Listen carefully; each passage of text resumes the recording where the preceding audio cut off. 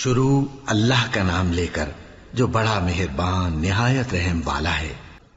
اور جب موسیٰ نے اپنی قوم کے لوگوں سے کہا کہ اللہ تم کو حکم دیتا ہے کہ ایک بیل ذبح کرو، وہ بولے کیا تم ہم سے ہنسی کرتے ہو؟ موسیٰ نے کہا کہ میں اللہ کی پناہ مانگتا ہوں کہ نادان بنوں۔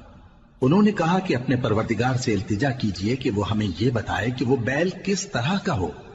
موسیٰ نے کہا پروردگار فرماتا ہے کہ وہ بیل نہ تو بوڑھا ہو اور نہ بچڑا بلکہ ان کے درمیان یعنی جوان ہو، سو جیسا تم کو حکم دیا گیا ہے ویسا کرو۔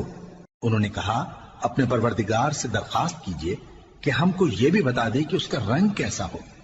موسیٰ نے کہا پروردگار فرماتا ہے کہ اس کا رنگ گہرا زرد ہو کہ دیکھنے والوں کے دل کو خوش کر دیتا ہو۔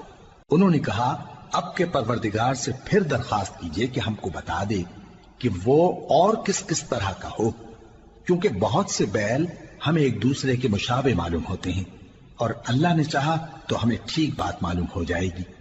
موسیٰ نے کہا کہ اللہ فرماتا ہے کہ وہ بیل کام میں لگا ہوا نہ ہو، نہ تو زمین جوتتا ہو اور نہ کھیتی کو پانی دیتا ہو، بے عیب ہو، اس میں کسی طرح کا داغ نہ ہو۔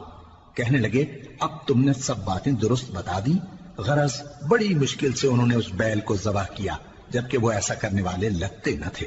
اور جب تم نے ایک شخص کو قتل کیا تو اس میں باہم جھگڑنے لگے، حالانکہ جو بات تم چھپا رہے تھے اللہ اس کو ظاہر کرنے والا تھا۔ چنانچہ ہم نے کہا کہ اس بیل کا کوئی سا ٹکڑا مقتول کو مارو، اس طرح اللہ مردوں کو زندہ کرتا ہے اور تم کو اپنی قدرت کی نشانیاں دکھاتا ہے تاکہ تم سمجھو۔ پھر اس کے بعد تمہارے دل سخت ہو گئے گویا وہ پتھر ہیں یا ان سے بھی زیادہ سخت، اور پتھر تو بعضے ایسے ہوتے ہیں کہ ان میں سے چشمے پھوٹ نکلتے ہیں، اور بعضے ایسے ہوتے ہیں کہ پھٹ جاتے ہیں اور ان میں سے پانی نکلنے لگتا ہے، اور بعضے ایسے ہوتے ہیں کہ اللہ کے خوف سے گر پڑتے ہیں، اور اللہ تمہارے کرتوتوں سے بے خبر نہیں۔